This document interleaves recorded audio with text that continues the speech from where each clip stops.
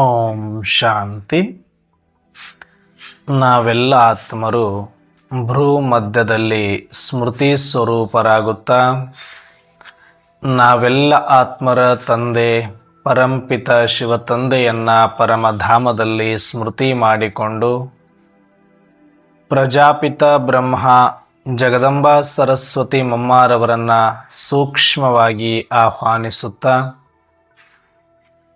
ಯಜ್ಞದ ಎಲ್ಲ ಆದಿರತ್ನರನ್ನ, ನಿಮಿತ್ತ ಎಲ್ಲ ಶಿಕ್ಷಕಿ ಅಕ್ಕಂದಿರನ್ನ, ಸಮಸ್ತ ಈಶ್ವರೀಯ ಪರಿವಾರವನ್ನು ಸ್ಮೃತಿ ಮಾಡಿಕೊಂಡು ಪ್ರತಿದಿನದಂತೆ ಈ ದಿನವೂ ಸಹ ಈ ಒಂದು ಮುರಳಿ ಚಿಂತನೆಯಲ್ಲಿ ಭಾಗವಹಿಸಿರುವ ನನ್ನೆಲ್ಲ ಸಹೋದರಾತ್ಮರಿಗೆ ಆತ್ಮೀಯವಾದ ಸ್ವಾಗತ, ಸುಸ್ವಾಗತ.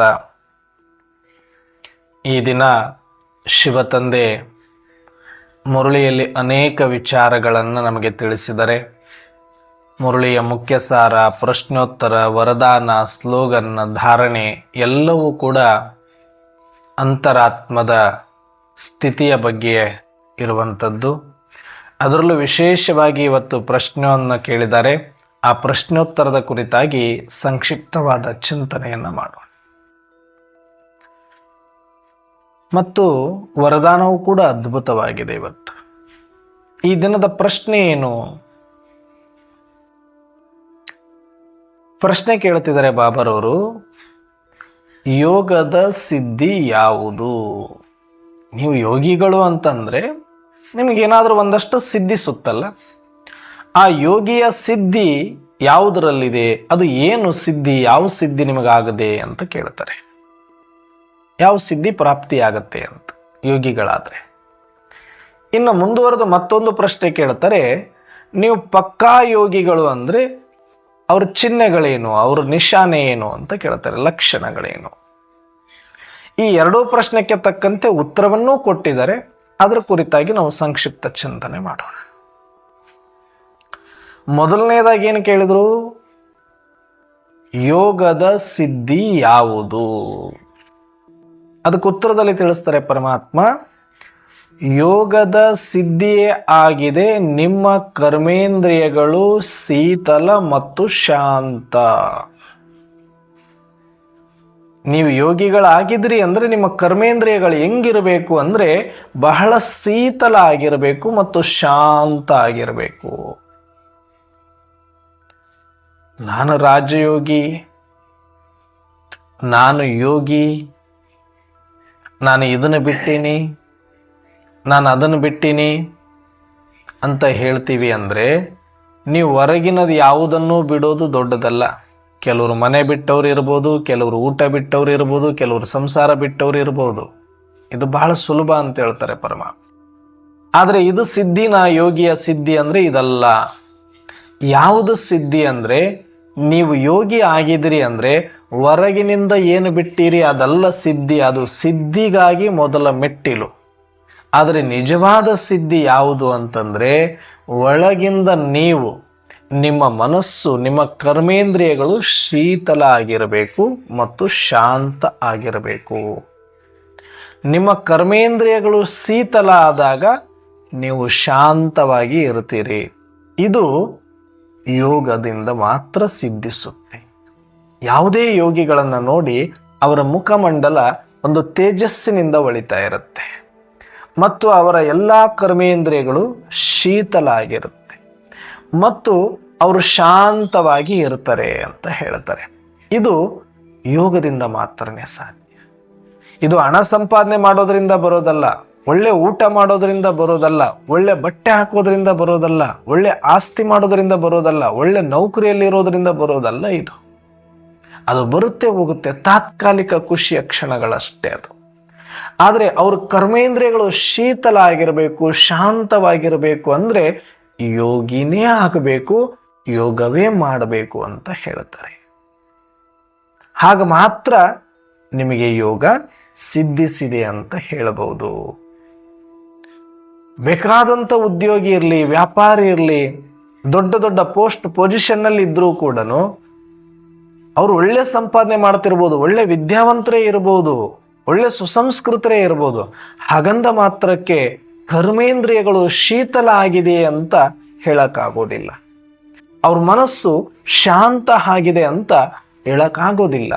ಹಾಗಾಗಿ ಪರಮಾತ್ಮ ಹೇಳ್ತಾರೆ, ನಿಮ್ಮ ಮನಸ್ಸು ಶಾಂತ ಆಗಬೇಕು, ನಿಮ್ಮ ಕರ್ಮೇಂದ್ರಿಯಗಳು ಶೀತಲ ಆಗಬೇಕು ಅಂತಂದ್ರೆ ನೀವು ಯೋಗ ಮಾಡಿರಬೇಕು. ಯೋಗ ಅಂದ್ರೆ ಇವತ್ತು ನಾವು ಇದನ್ನು ಸ್ವಲ್ಪ ಚಿಂತನೆ ಮಾಡಬೇಕು. ಯಾಕಂದ್ರೆ ಯೋಗಿಯ ಸಿದ್ಧಿ ಏನು, ಶೀತಲ ಮತ್ತು ಶಾಂತ ಅಂತ ಹೇಳ್ತಾರೆ. ಅಂದ್ರೆ ಯೋಗ ಅಂದ್ರೆ ಗೊತ್ತಾದ್ರೆ ತಾನೇ ನಾನು ಯೋಗಿ ಆಗ್ಲಿಕ್ಕೆ ಸಾಧ್ಯ. ಹಾಗಾಗಿ ಯೋಗ ಅಂದ್ರೆ ಏನು? ಯೋಗಿ ಅಂತ ನಾವು ಹೇಳ್ಕೊಳ್ಬಹುದು, ಆದ್ರೆ ಒಳಗಡೆ ಯೋಗ ಆಗಿದ್ರೆ ನಾನು ಯೋಗಿ. ಯೋಗನೇ ಇಲ್ಲ, ಒಳಗಡೆ ವಿಯೋಗಿ ಆಗಿದ್ದು ಹೊರಗಡೆ ನಾನು ಯೋಗಿಯ ವೇಷ ಹಾಕಿದ್ರೆ, ಅದಕ್ಕೆ ಹೇಳ್ತಾರೆ, ಯೋಗಿಯ ವೇಷವ ಹಾಕುವರೆಲ್ಲ ಮನವು ಮಾತ್ರ ಅಂತಿಲ್ಲ, ಯೋಗ ನಿಯಮಗಳ ಪಾಲಿಸೆ ಮನವು ಯೋಗಿಯಹುದಲ್ಲ ಕಬೀರ, ಮನವು ಯೋಗಿಯಹುದಲ್ಲ. ಯೋಗಿಯ ವೇಷವ ಹಾಕುವರೆಲ್ಲ ಮನವು ಮಾತ್ರ ಅಂತಿಲ್ಲ. ಯಾರು ಬೇಕಾದರೂ ಯೋಗಿಯ ವೇಷವನ್ನ ಹಾಕಬಹುದು, ಯೋಗಿಯ ಪೋಷಾಕನ್ನ ಹಾಕಬಹುದು, ನಾನು ಯೋಗಿ ಅಂತ ಹೇಳ್ಕೊಳ್ಳಬಹುದು. ಆದರೆ ಯೋಗಿಯ ವೇಷ ಹಾಕಿದಷ್ಟು ಸುಲಭ ಅಲ್ಲ ಮನವು ಯೋಗಿ ಆಗೋದು. ಯೋಗ ನಿಯಮಗಳ ಪಾಲಿಸೆ ಮನವು ಯೋಗಿಯಹುದಲ್ಲ. ಯಾರು ನಿಜವಾದ ಯೋಗದ ನಿಯಮಗಳನ್ನು ಪಾಲಿಸ್ತಾರೆ, ಏನು ಯೋಗದ ನಿಯಮ? ಅಂತರ್ಮುಖ. ಸದಾ ನಮ್ಮ ಮನಸ್ಸನ್ನ ಅಂತರ್ಮುಖಿಯಾಗಿ ಮಾಡಿಕೊಂಡು ನನ್ನ ಅಂತರಾತ್ಮದ ಜೊತೆಗೆ ಮನಸ್ಸನ್ನ ಜೋಡಿಸಿ ಆ ಪರಮಾತ್ಮನಿಗೆ ಅರ್ಪಿಸಿದಾಗ ಮನಸ್ಸು ಯೋಗಿಯದಲ್ಲ. ಮನಸ್ಸನ್ನ ಇನ್ನೂ ಸ್ವಾರ್ಥಕ್ಕಾಗಿ ಬಳಸ್ಕೊಳ್ತಾ ಇದ್ದೀವಿ ಅಂತಂದ್ರೆ ನಾನು ಯೋಗಿಯ ವೇಷಧಾರಿ ಆಗಿದ್ದೀನಿ, ಯೋಗಿ ಅಲ್ಲ, ಒಳಗಡೆ ಯೋಗ ಆಗಿಲ್ಲ. ಅದಕ್ಕೆ ಯೋಗ ಎಲ್ಲ ಆಗಬೇಕು? ಯೋಗ ಅಂದ್ರೆ ಏನು? ಯೋಗ ಅಂದ್ರೆ ಸಾಮಾನ್ಯವಾಗಿ ಕೂಡುವುದು ಅಂತ ಅರ್ಥ. ಯೋಗ ಅಂದ್ರೆ ಕೂಡುವುದು. ಯೋಗ ಬರಬೇಕು ಅಂತಾರೆ, ಅಂದ್ರೆ ಕೂಡೋ ಸಮಯ ಬರಬೇಕು ಅಂತ. ಏನು ಕೂಡಬೇಕು? ಬಹಳ ಜನ ತಿಳ್ಕೊಂಡಿದೀವಿ, ನಾವು ಪರಮಾತ್ಮನನ್ನ ನೆನಪು ಮಾಡಬೇಕು, ಆತ್ಮ ಪರಮಾತ್ಮ ಕೂಡಬೇಕು, ಇದು ಯೋಗ ಅಂತ ನಾವು ತಿಳ್ಕೊಂಡ್ವಿ. ಪರಮಾತ್ಮ ಬಂದಿರೋದು ತನ್ನ ಭಜನೆಯನ್ನ ಮಾಡಿಸ್ಕೊಳ್ಳೋದಕ್ಕಲ್ಲ, ಪರಮಾತ್ಮ ಬಂದಿರೋದು ತನ್ನ ಜಪವನ್ನ ಮಾಡಿಸ್ಕೊಳ್ಳೋದಕ್ಕಲ್ಲ, ಪರಮಾತ್ಮ ಬಂದಿರೋದು ತಾನು ದೊಡ್ಡವನಾಗ್ಲಿಕ್ಕೆ ಅಲ್ಲ. ಪರಮಾತ್ಮ ಬಂದಿರೋದು ನಮ್ಮ ಜಪವನ್ನ ಮಾಡಿಸ್ಲಿಕ್ಕೆ, ನಮ್ಮ ಸ್ಮೃತಿಯಲ್ಲಿ ತರಿಸ್ಲಿಕ್ಕೆ, ನಮ್ಮನ್ನ ದೊಡ್ಡವರನ್ನಾಗಿ ಮಾಡಲಿಕ್ಕೆ ಪರಮಾತ್ಮ ಬಂದಿರುವಂಥದ್ದು. ಹಾಗಾಗಿ ಯೋಗ ಅಂತಂದ್ರೆ ಬರೀ ಪರಮಾತ್ಮನನ್ನ ನೆನಪು ಮಾಡೋದಷ್ಟೇ ಅಲ್ಲ. ಯೋಗ ಅಂತಂದ್ರೆ ನಿನ್ನ ಆತ್ಮದ ಜೊತೆಗೆ ನೇನು ಕೂಡುವುದು. ಮತ್ತೆ ಆತ್ಮನೇ ಆಗಿದ್ದೀನಿ ಅಂದಮೇಲೆ ಇನ್ನೇನು ಕೂಡಬೇಕು ನಾನು ಅನ್ನೋ ಪ್ರಶ್ನೆ ಬರುತ್ತೆ. ಸ್ವಲ್ಪ ಆತ್ಮಜ್ಞಾನ ಸಿಕ್ಕ ಮೇಲೆ ಮೊದಲನೇ ದಿನದ ಕೋರ್ಸಲ್ಲಿ ನಮಗೆ ಗೊತ್ತಾಗೋಗುತ್ತೆ, ಈ ಶರೀರ ನಾನಲ್ಲ, ನಾನು ಈ ಶರೀರ ಅಲ್ಲ, ನಾನು ಆತ್ಮ ಆಗಿದ್ದೇನೆ ಅಂತ. ಆದ್ರೆ ಆತ್ಮ ಆಗಿದ್ದೇನೆ ಅಂತ ಗೊತ್ತಾದ್ರೆ ಯೋಗ ಎಲ್ಲಿ ಆಗಬೇಕು? ಮತ್ತೆ ಗೊತ್ತಾಗಿದೆ ಅಂತಂದ್ರೆ ತಿಳ್ಕೊಳ್ಳೋದು ಬೇರೆ, ಅಲ್ಲೇ ಇರೋದು ಬೇರೆ. ಕೂಡುವುದು ಅಂದ್ರೆ ಏನು ಕೂಡುವುದು? ಆತ್ಮ ಎಲ್ಲರ ಶರೀರದೊಳಗಡೆ ಇದೆ, ಆದರೆ ಅದು ವಿಸ್ಮೃತಿಯಾಗಿದೆ, ಸ್ಮೃತಿಯನ್ನ ಕಳೆದುಕೊಂಡಿದೆ, ಅಲ್ಲಿ ವಿಯೋಗಿ ಆಗಿದೆ. ಅದಕ್ಕೆ ಆತ್ಮ ಇದೆ, ಸ್ಮೃತಿ ಇಲ್ಲ, ಅದಕ್ಕೆ ನಾವೆಲ್ಲ ವಿಯೋಗಿಗಳು, ಯೋಗಿಗಳಲ್ಲ. ಯಾರು ಆತ್ಮನೇ ಇದ್ರೂ ಕೂಡ ಅದರ ಸ್ಮೃತಿಯಲ್ಲಿರ್ತಾರೆ, ಅದರ ಅರಿವಿನಲ್ಲಿರ್ತಾರೆ, ಅದರ ನೆನಪಿನಲ್ಲಿರ್ತಾರೆ, ಅದರ ಪ್ರಜ್ಞೆಯಲ್ಲಿರ್ತಾರೆ, ಅವರು ಮಾತ್ರನೇ ಯೋಗಿಗಳು. ಅವರಿಗೆ ಮಾತ್ರ ಯೋಗ ಆಗಿದೆ. ಅಂದ್ರೆ ಆತ್ಮ ಪ್ಲಸ್ ಸ್ಮೃತಿ ಇವು ಎರಡು ಸೇರಿದರೆ ಯೋಗ. ಇವು ಎರಡು ದೂರ ಇದ್ರೆ ವಿಯೋಗ. ಇವು ಎರಡು ದೂರ ಇದ್ರೆ ನಾವು ಪ್ರಾಪಂಚಿಕರು, ಇವು ಎರಡು ಸೇರಿದ್ರೆ ನಾವು ಯೋಗಿಗಳು. ಸರಿ, ಈಗ ನನ್ನ ಆತ್ಮ ಅಂತ ಗೊತ್ತಾಯಿತು, ನನಗ ಆ ಸ್ಮೃತಿ ಬಂದಾಯಿತು, ನಾನು ಈ ಶರೀರ ಅಲ್ಲ, ನಾನೊಂದು ಆತ್ಮ ಜ್ಯೋತಿ ಅಂತ ಗೊತ್ತಾಯಿತು, ಪರಂಜ್ಯೋತಿ ಪರಮಾತ್ಮ ನಮ್ಮ ತಂದೆ ಅಂತ ಗೊತ್ತಾಯಿತು, ಪರಮಧಾಮ ನನ್ನ ಮನೆ ಅಂತ ಗೊತ್ತಾಯಿತು ಸರಿ, ಸ್ಮೃತಿ ಬಂತು ಸರಿ. ಆದರೆ ಯೋಗ ಎಷ್ಟೊತ್ತು ಯೋಗಿ ಅಂದರೆ ಇಡೀ ದಿನದಲ್ಲಿ ಎದ್ದಾಗಿನಿಂದ ರಾತ್ರಿ ಮಲಗುವ ತನಕ ಎಷ್ಟು ಹೊತ್ತು ನೀನು ಅದೇ ಸ್ಮೃತಿಯಲ್ಲಿ ಇರ್ತೀಯ ಅಷ್ಟೊತ್ತು ನೀನು ಯೋಗಿ. ಯಾವ ಕ್ಷಣ ಅದನ್ನು ಮರಿತೀಯ ಆಗ ನೀನು ವಿಯೋಗಿ. ಅದಕ್ಕೆ ಇಡೀ ದಿನದಲ್ಲಿ ನಾನು ಎಷ್ಟೊತ್ತು ವಿಯೋಗಿ ಎಷ್ಟೊತ್ತು ಯೋಗಿ ಅಂತ ನೋಡ್ಕೊಳ್ಬೇಕು. ಯಾರು ಈ ಸದಾ ಆತ್ಮಿಕ ಸ್ಮೃತಿಯಲ್ಲಿ ಇರುವಂಥ ಅಭ್ಯಾಸವನ್ನು ಮಾಡ್ತಾರೆ, ಗಂಟೆಗಳನ್ನು ಹೆಚ್ಚು ಮಾಡ್ಕೊಳ್ತಾ ಬರ್ತಾರೆ, ಅವರು ಯೋಗಿಗಳಾಗ್ತಾ ಹೋಗ್ತಾರೆ. ಈ ಥರ ದಿನದಿಂದ ದಿನಕ್ಕೆ ಆ ಯೋಗದಲ್ಲಿ ಇರುವಂಥ ಸಮಯವನ್ನು ಹೆಚ್ಚು ಮಾಡಿಕೊಳ್ತಾ ಹೋಗ್ತಾರೆ. ಅವರಿಗೆ ಸಿದ್ಧಿಸುತ್ತೆ. ಏನು? ಕರ್ಮೇಂದ್ರಿಯ ಶೀತಲ ಆಗ್ತವೆ, ಅವರ ಸ್ವಭಾವ ಶಾಂತ ಆಗತ್ತೆ. ಇದು ಯೋಗಿಯ ಸಿದ್ಧಿ.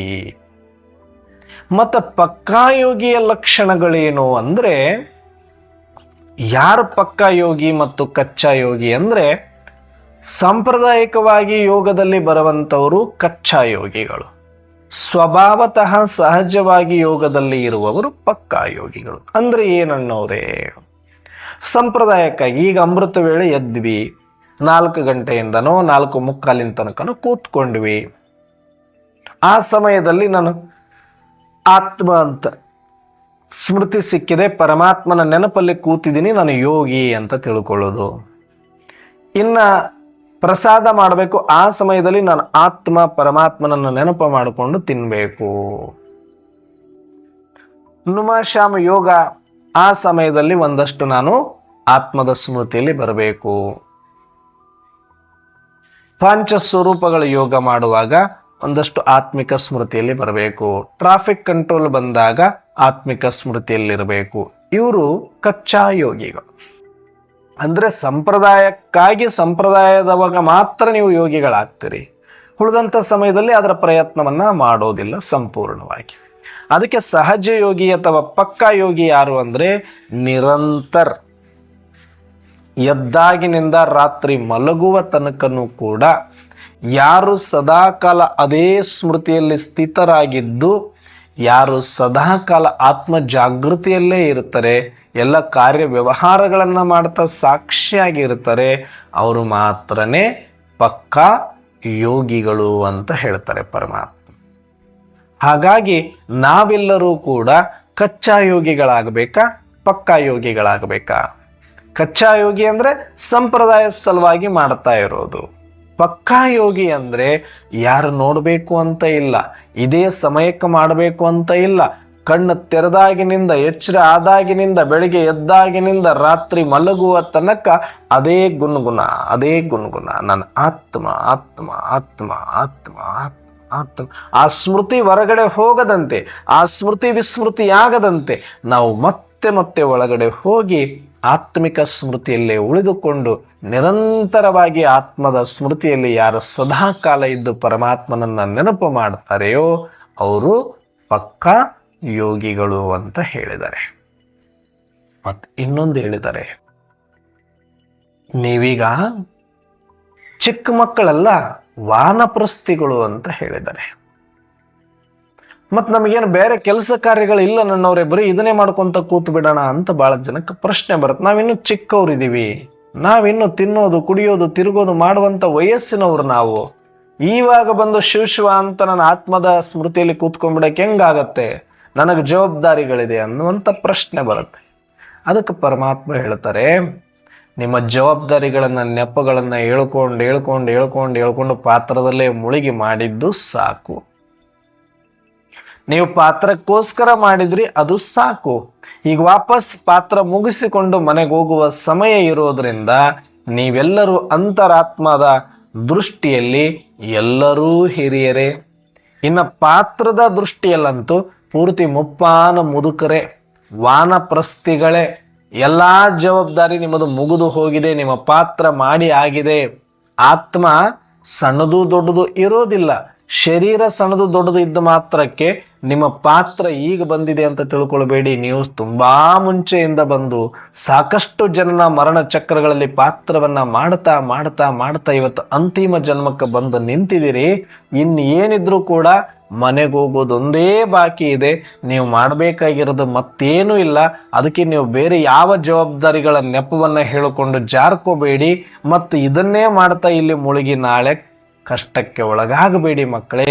ನೀವೀಗ ವಾನಪ್ರಸ್ಥಿಗಳು, ನೆನಪಿರ್ಲಿ, ಬಿ ಕೇರ್ಫುಲ್. ವಯಸ್ಸಾಗಿ ಹೋಗಿದೆ, ಈಗ ನೀವು ಶಿವ ಶಿವ ಅಂತ ಕೂಡುವ ಸಮಯ. ಅದಕ್ಕಾಗಿಯೇ ಶಿವ ಬಂದಿರೋದು ಈ ಸಮಯದಲ್ಲಿ. ಜಗತ್ತೇ ವಾನಪ್ರಸ್ಥ ಜಡ್ಜಡಿಭೂತ ಅವಸ್ಥೆಯನ್ನು ತಲುಪಿಬಿಟ್ಟಿದೆ, ಅತಿ ತಮೋ ಪ್ರಧಾನ ಅವಸ್ಥೆಯನ್ನು ತಲುಪಿಬಿಟ್ಟಿದೆ. ನೀವು ಅಂತಿಮ ಕ್ಷಣದ ಪಾತ್ರದಲ್ಲಿದ್ದೀರಿ.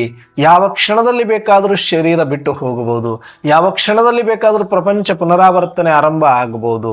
ಈಗ ನೀವು ಶಿವನನ್ನ ಆತ್ಮಿಕ ಸ್ಮೃತಿಯಲ್ಲಿದ್ದು ನೆನೆಯದ ಹೊರತು ನಿಮಗೆ ಯಾವತ್ತೂ ಕೂಡ ಸುಖ, ಶಾಂತಿ, ನೆಮ್ಮದಿ, ಬಂಧನ, ಮುಕ್ತಿ ಅನ್ನೋದು ದೊರೆಯಲಿಕ್ಕೆ ಸಾಧ್ಯ ಇಲ್ಲ. ಅದಕ್ಕಾಗಿ ನೀವು ನಿಮ್ಮ ಕರ್ಮೇಂದ್ರಿಯಗಳನ್ನು ಶೀತಲ ಮಾಡಿಕೊಂಡು ಶಾಂತವಾಗಿರಬೇಕು ಅಂತಂದ್ರೆ, ನೀವು ಸಾಕ್ಷಿಯಾಗಿರಬೇಕು ಅಂದರೆ ಸದಾಕಾಲ ಆತ್ಮಿಕ ಸ್ಮೃತಿಯಲ್ಲಿದ್ದು ಪರಮಾತ್ಮನ ನೆನಪಲ್ಲಿರುವಂಥ ನಿರಂತರ ಅಭ್ಯಾಸವನ್ನು ಮಾಡಿ. ಇದು ಒಂದು ಹೇಳಿದು. ಇಷ್ಟಕ್ಕೆ ಬಿಡಲಿಲ್ಲ ಪರಮಾತ್ಮ. ವರದಾನದಲ್ಲಿ ಹೇಳ್ತಾರೆ, ನೀವು ನಿಮ್ಮನ್ನ ಪರಮ ಪವಿತ್ರ ಅಂತ ತಿಳ್ಕೊಳ್ಳಿ, ಪರಮ ಪವಿತ್ರ ಅಂತ ತಿಳ್ಕೊಳ್ಳಿ, ಅವಾಗ ವಿಜಯಿಗಳಾಗ್ತೀರಿ ನೀವು. ಯಾಕಂದ್ರೆ ಆತ್ಮ ಅಂತ ಏನೋ ತಿಳ್ಕೊಂಡು ಬಿಟ್ಟಿವಿ, ನಮಗೆ ಜ್ಞಾನ ಕೊಟ್ಟಿದೆ. ಆದ್ರೆ ಬಹಳಷ್ಟು ಜನ ಏನು ಯೋಚನೆ ಮಾಡ್ತಾರೆ, ನಾನು ಪಾಪಾತ್ಮ, ನಾನು ನೀಚಾತ್ಮ, ನಾನು ವಿಕಾರಿ ಆತ್ಮ, ನಾನು ಸರಿ ಇಲ್ಲ, ನಾನು ಕೆಟ್ಟವನು, ನಾನು ಕೆಟ್ಟವಳು, ನನ್ನೊಳಗಡೆ ಬಲಹೀನತೆಗಳಿದೆ, ಇವರು ಸರಿ ಇಲ್ಲ, ಅವರು ಸರಿಯಿಲ್ಲ ಅಂತ ಎಲ್ಲ ಆತ್ಮರ ಮೇಲೆ ದೋಷವನ್ನು ಹೊರಿಸುವುದು, ಸ್ವಯಂ ನನ್ನ ಆತ್ಮದ ಮೇಲೂ ಕೂಡ ದೋಷಾರೋಪಣೆಯನ್ನು ಮಾಡಿಕೊಳ್ಳುವುದು. ಇವೆರಡೂ ಮಾಡಬೇಡಿ. ಯಾಕಂದ್ರೆ ಆತ್ಮ ಬಂದಿರೋದು ಪಾತ್ರ ಮಾಡಲಿಕ್ಕೆ ಹೊರತು ಇಲ್ಲಿ ಯಾರೂ ಪಾಪ ಮಾಡಲಿಕ್ಕೆ ಬಂದಿಲ್ಲ. ಶರೀರ ಮತ್ತು ಪಾತ್ರದಲ್ಲಿ ಬಲಹೀನತೆ ಡ್ರಾಮಾನುಸಾರ ಇದೆ ಹೊರತಾಗಿ ಅದು ನಿಮ್ಮ ಸ್ವಯಂಕೃತ ಅಪರಾಧವು ಅಲ್ಲ. ಹಾಗಾಗಿ ಮತ್ತೆ ಮತ್ತೆ ನಿಮ್ಮೆಲ್ಲರನ್ನೂ ಕೂಡ ಇಲ್ಲಿ ತನಕ ಪಾಪಿಗಳು, ನೀಚರು ಅಂತ ಭಯಪಡಿಸಿಯೇ ಹೋಗಿದ್ದಾರೆ. ಆದರೆ ಮತ್ತೆ ಈಗ ನಾನು ಆ ಕೆಲಸವನ್ನ ಮಾಡೋದಿಲ್ಲ. ನಿಮ್ಮಲ್ಲಿ ಭಕ್ತಿಯನ್ನು ಹುಟ್ಟಿಸ್ಲಿಕ್ಕೆ ಆ ರೀತಿ ಮಾಡಿದ್ರು. ಆದರೆ ಈಗ ಭಯನೂ ಬೇಡ, ಭಕ್ತಿನೂ ಬೇಡ, ಎಲ್ಲವೂ ಸಮಯ ಮುಗಿದಾಯಿತು. ಇನ್ನೇನಿದ್ರು ಮನೆಗೆ ಹೋಗೋ ಸಮಯ ಬಂದುಬಿಟ್ಟಿದೆ. ಹಾಗಾಗಿ ನಿಮ್ಮನ್ನ ನೀವು ಪಾಪಿಗಳು, ನೀಚರು ಅಂತ ಅಂದುಕೊಳ್ಳೋದೇ ಮಹಾಪಾಪ. ಅದಕ್ಕೆ ಆತ್ಮ ಅಂತ ತಿಳ್ಕೊಂಡ್ರು ಮತ್ತೆ ನಿಮ್ಮ ಪಾತ್ರದಲ್ಲಿರ್ತಕ್ಕಂಥ ದೋಷಗಳನ್ನ ಆತ್ಮದ ಮೇಲೆ ಹಾಕಿ ನಾನು ಪಾಪಾತ್ಮ, ನಾನು ನೀಚಾತ್ಮ ಅನ್ಕೊಂಡು ಕೂತ್ಕೊಂಡ್ರೆ ಎಷ್ಟು ವರ್ಷ ನೀವು ಸ್ಮೃತಿಯಲ್ಲಿ ಬಂದರೂ ಕೂಡ ಅದು ಯೋಗ ಆಗೋದಿಲ್ಲ. ನಿಮ್ಮ ಕರ್ಮೇಂದ್ರಿಯಗಳು ಶೀತಲ ಆಗೋದಿಲ್ಲ. ಮತ್ತೆ ಕರ್ಮೇಂದ್ರಿಯಗಳು ಚಂಚಲ ಇದ್ದುಕೊಂಡು ನಾನು ಹೆಂಗ್ ಪವಿತ್ರ ಆತ್ಮ ಅಂತ ಅನ್ಕೊಳ್ಳಿ ಅಂತ ನಿಮಗಿದ್ರೆ, ಅದು ಚಂಚಲ ಆಗೋದು ನಿಂತ ಮೇಲೆ ನೀವು ಪವಿತ್ರ ಆಗ್ತೀನಿ ಅಥವಾ ಪವಿತ್ರ ಅನ್ಕೊಳ್ತೀನಿ ಅಂದ್ರೆ ಅದು ಆಗದ ಕೆಲಸ. ನೀವು ಮೊದಲು ಪವಿತ್ರ ಆತ್ಮ ಅಂತ ಅನ್ಕೊಳ್ಳಿ, ಆ ಸೀಟಲ್ಲಿ ಸೆಟ್ ಆಗಿ ಹೊರಗಿನ ಅಪ್ಸೆಟ್ಗಳೆಲ್ಲ ನಿಂತು ಹೋಗುತ್ತೆ. ಅಪ್ಸೆಟ್ಗಳೆಲ್ಲ ನಿಂತ ಮೇಲೆ ನಾನು ಸೆಟ್ ಆಗ್ತೀನಿ ಅಂದ್ರೆ ಆ ಥರ ಇಲ್ಲ ಇಲ್ಲಿ ನಿಯಮ. ಅದಕ್ಕೆ ನಿಮ್ಮನ್ನು ನೀವು ಪಾಪಿಗಳು, ನೀಚರು, ಕೆಟ್ಟವರು ಅಂತ ನೀವು ಅನ್ಕೊಳ್ಬೇಡಿ. ಬೇರೆಯವ್ರು ಯಾರು ಅಂದ್ರೂ ಅದನ್ನು ಸ್ವೀಕಾರ ಮಾಡಬೇಡಿ ಮತ್ತು ನೀವು ಯಾರಿಗೂ ಕೂಡ ಆ ರೀತಿ ಹೇಳ್ಬೇಡಿ. ಇದು ಆತ್ಮದ್ರೋಹ. ಯಾವ ಆತ್ಮರು ಕೂಡ ದೋಷಿ ಇಲ್ಲ, ಎಲ್ಲರೂ ನಿರ್ದೋಷಿ ಆತ್ಮರು, ಪಾತ್ರಕ್ಕಾಗಿ ಬಂದವರು. ನನ್ನಲ್ಲೊಂದಷ್ಟಿದ್ದಂಗೆ ಅವರಲ್ಲೊಂದಷ್ಟು, ನನ್ನಲ್ಲಿ ಇನ್ಯಾವುದೋ ಇದ್ರೆ ಅವರಲ್ಲಿ ಮತ್ತೆ ಯಾವುದೋ ಬಲಹೀನತೆಗಳಿದೆ. ಆದರೆ ಆ ಕಾರಣಕ್ಕಾಗಿ ನಾವು ಆತ್ಮದ ಮೇಲೆ ಆರೋಪ ಮಾಡಿ ಆತ್ಮದ್ರೋಹಿಗಳಾಗದೆ ನಮ್ಮನ್ನು ನಾವು ಪರಮ ಪವಿತ್ರ ಆತ್ಮ ಅಂತ ತಿಳಿದು ಪಾತ್ರದಲ್ಲಿ ಬಲಹೀನತೆ ಇರಬಹುದು, ಪಾತ್ರದ ಸ್ಕ್ರಿಪ್ಟಲ್ಲಿ ಏನಿದೆಯೋ ಅದು ನಡೀತಾ ಇದೆ. ಆದರೆ ನನ್ನ ಒಳಗಡೆ ಅಂತರಾತ್ಮ ನಾನು ಪರಮ ಪವಿತ್ರ ಇದ್ದೇನೆ ಅಂತ ಯಾವ ಕ್ಷಣಕ್ಕೆ ನೀವು ಬಂದುಕೊಂಡು ಪರಮಾತ್ಮನ ನೆನಪು ಮಾಡುತ್ತೀರೆಯೋ ಹಾಗೆ ಪಾಪದ ಪ್ರಾಯಶ್ಚಿತ್ತದಿಂದ, ಪಾತ್ರದ ಪಾಪಗಳಿಂದ ಮುಕ್ತರಾಗ್ತೀರಿ. ಆಗ ನೀವು ವಿಜಯಿ ಆಗ್ತೀರಿ ಅಂತ ವರದಾನ ಕೊಟ್ಟಿದ್ದಾರೆ. ಅದಕ್ಕೆ ನಾವು ಈ ಕ್ಷಣದಿಂದ ಬರೀ ಆತ್ಮ ಅಂತ ತಿಳಿದ್ರು ಕೂಡ ನಾವು ಇಲ್ಲಿ ಬಂದು ಕೂತ್ಕೊಂಡು ನನ್ನೊಳಗಡೆ ಈ ದೋಷಗಳಿದೆ, ನನ್ನೊಳಗಡೆ ಆ ದೋಷಗಳಿದೆ ಅಂತ ಅಮೃತ ವೇಳೆ ಯೋಗ ಅಂತಂದರೆ ಅಥವಾ ಬಾಬರವ್ರ ಮುಂದೆ ಬಂದು ಕೂಡೋದು ಅಂದರೆ ಕಂಪ್ಲೇಂಟ್ ಬಾಕ್ಸ್ ಥರ ನಾವು ಆಗಬಾರ್ದು. ಬಾಬಾ ಹೇಳ್ತಾರೆ ಬರೀ ಇಷ್ಟುದ್ದ ಲೀಸ್ಟ್ ತೆಗಿತಾರೆ, ನನ್ನ ತಮ್ಮ ಬಗ್ಗೆ ತಾವೇ ಕೆಟ್ಟದಾಗಿ ಮಾತಾಡ್ತಾರೆ, ನಾನು ಪರಮ ಪವಿತ್ರ ಆತ್ಮ ಅಂತ ಅನ್ಕೊಳ್ಳಿ ಅಂತ ಎಷ್ಟೊಂದು ಸ್ವಮಾನಗಳು ಕೊಟ್ಟರು ಕೂಡ ಇವರು ಪಾತ್ರದ ಸ್ವಮಾನಗಳನ್ನು ಇಟ್ಕೊಂಡು ಬರ್ತಾರೆ ಅಂತ ಪರಮಾತ್ಮ ವ್ಯಕ್ತ ಮುರಳಿಯಲ್ಲಿ ಹೇಳ್ತಾರೆ. ಈ ರೀತಿ ಮಾಡಬೇಡಿ ಮಕ್ಕಳೇ ಅಂತ. ಅದಕ್ಕೆ ನೀವು ಯಾವಾಗ ಯೋಗದಲ್ಲಿ ಕೂತರೂ ಕೂಡ ಬರೀ ಆತ್ಮ ಅಂದ್ಕೊಂಡ್ರೆ ಅದು ಉಪಯೋಗಕ್ಕೆ ಬರೋದಿಲ್ಲ. ನಾನು ಪವಿತ್ರ ಆತ್ಮ, ನಾನು ಪವಿತ್ರ ಆತ್ಮ, ನಾನು ಶುದ್ಧ ಆತ್ಮ, ನಾನು ಚೈತನ್ಯ ಆತ್ಮ, ನಾನು ಜ್ಯೋತಿ ಸ್ವರೂಪ್ ಆತ್ಮ, ನಾನು ನಿರ್ಬಂಧನ್ ಆತ್ಮ, ನಾನು ಸಂಪನ್ನ ಆತ್ಮ, ನಾನು ಸಂಪೂರ್ಣ ಆತ್ಮ. ಇವು ನಿಮ್ಮ ಸುಮಾನಗಳು. ಇದು ಒಳಗಿಂದ ಅನ್ಕೊಳ್ಬೇಕು. ನಾನು ಹೇಳಿದ್ದೀನಿ ಅಂತಲ್ಲ, ನೀವು ಸ್ವತಃ ಅನುಭವ ಮಾಡಬೇಕು.